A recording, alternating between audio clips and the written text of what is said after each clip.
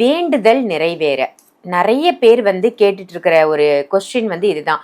நான் வேண்டுதல் வைக்கிறேன், ஒரு சில வேண்டுதல் நடந்துருது, ஒரு சில வேண்டுதல் நடக்க மாட்டேங்குது. நான் என்ன பாவம் செஞ்சேன், ஏன் என்னோட வேண்டுதல் நடக்கலன்னுலாம் கேட்குறாங்க. நம்ம ரொம்ப நாளா வேண்டுதல் வச்சிருக்கோம், அது நிறைவேறணும்னா சிம்பிளா ஒரு பரிகாரம் சொல்லுங்க.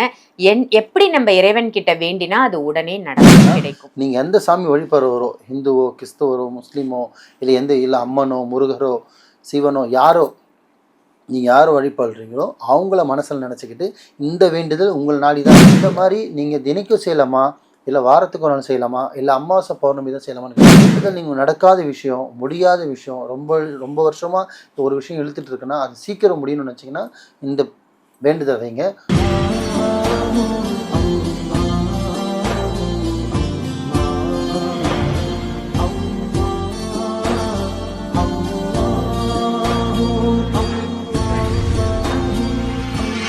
மரிஜன் மணியர்கள் அனைவருக்கும் அன்பான வணக்கங்கள். புழல் காவாங்கரை ட்ரிபிளம் டவர்ஸ்ல இருக்கக்கூடிய மாலிக் குருஜி அவர்களை தான் சந்திக்க வந்திருக்கோம். வணக்கம் குருஜி.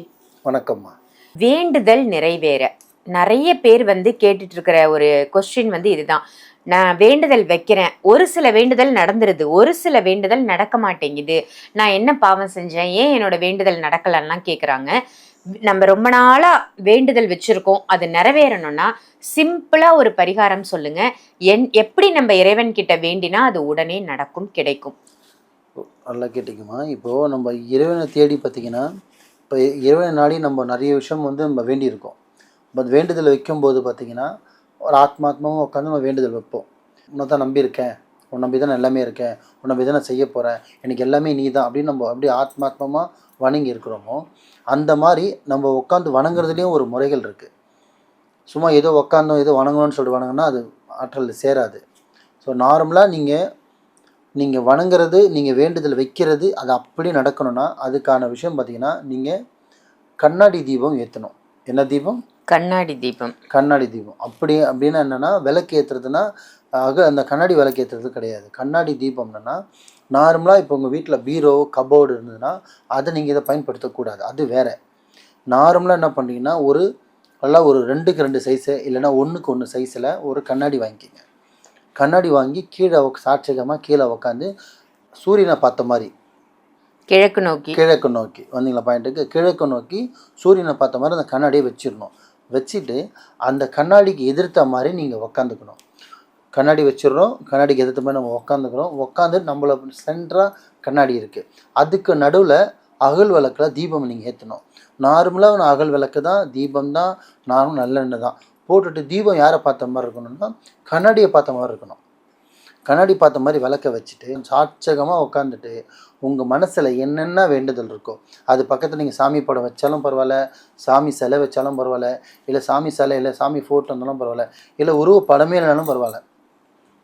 ஆனால் நீங்கள் எந்த சாமி வழிபடுறவரோ, ஹிந்துவோ கிறிஸ்தவரோ முஸ்லீமோ இல்லை அம்மனோ முருகரோ சிவனோ யாரோ நீங்கள் யார் வழிபடுறீங்களோ அவங்கள மனசில் நினச்சிக்கிட்டு இந்த வேண்டுதல் உங்கள் நாடி தான் நான் வைக்கிறேன். எப்படின்னா சும்மா அப்படி உட்காந்து தொட்டு கும்பிட்றது கிடையாது. ஒரு 5 நிமிஷமாவது.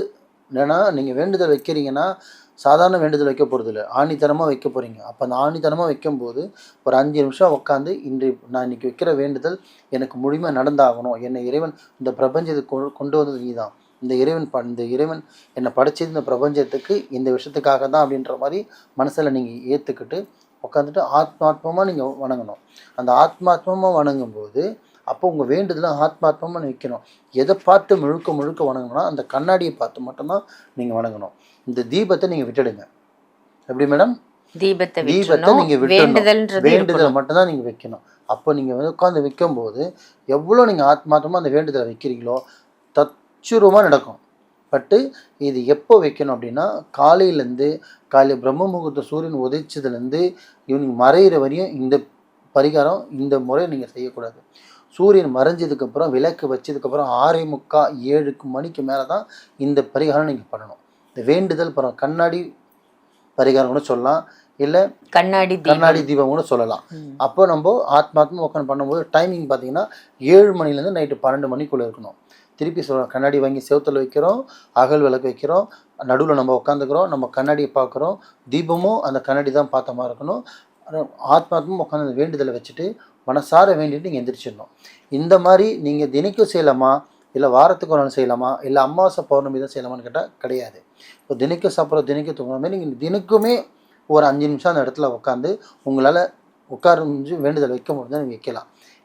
இல்லை பை நான் வாரத்தில் ஒன்று தான் வணங்குவேன், மாதம் அது உங்களோட இஷ்டம் தான். ஆனால் வேண்டுதல் நீங்கள் நடக்காத விஷயம், முடியாத விஷயம், ரொம்ப ரொம்ப வருஷமாக ஒரு விஷயம் இழுத்துட்டு இருக்குன்னா அது சீக்கிரம் முடியும்னு நினச்சிங்கன்னா இந்த வேண்டுதல் வைங்க, 200% நடக்கும். பட்டு திருப்பியும் சொல்கிறேன், அந்த கண்ணாடியை பார்த்து உங்கள் வேண்டுதல் நீங்கள் வணங்கும் போது ஆத்மாத்மமாக வணங்கணும். நீங்கள் முழு நம்பிக்கையோடு செஞ்சு பாருங்கள். நல்லதே நினைங்க, நல்லதே செய்யுங்க, நல்லதே நடக்கும் இன்ஷா அல்லாஹ்.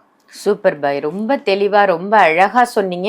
புதுவிதமான பரிகாரமாகவும் இருக்கு. ஏன்னா கண்ணாடி தீபம் அப்படின்றது இதுவரைக்கும் நான் கேள்விப்படலை. பூஜை அறையில கண்ணாடி வைப்பாங்க, ஆனா கண்ணாடிக்கு முன்னாடியே ஒரு தீபம் ஏற்றி இரட்டிப்பு பலன் கிடைக்கும் அப்படின்றது உங்க பதிவின் மூலமா நீங்க சொல்ற விஷயங்கள் மூலமா நிறைய அற்புதமான விஷயங்கள் சொல்றீங்க. ஆதி காலத்துல இருந்தே பண்றது அதை சொல்லித்தரத்துக்கு ஆள் இல்லாததால நிறைய பேருக்கு தெரியல.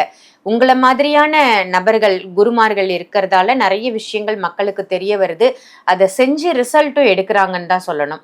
ரொம்ப அற்புதமான தகவலா சொல்லியிருக்கீங்க இன்னைக்கு மக்களுக்கு குருஜி. நன்றி. நன்றிம்மா.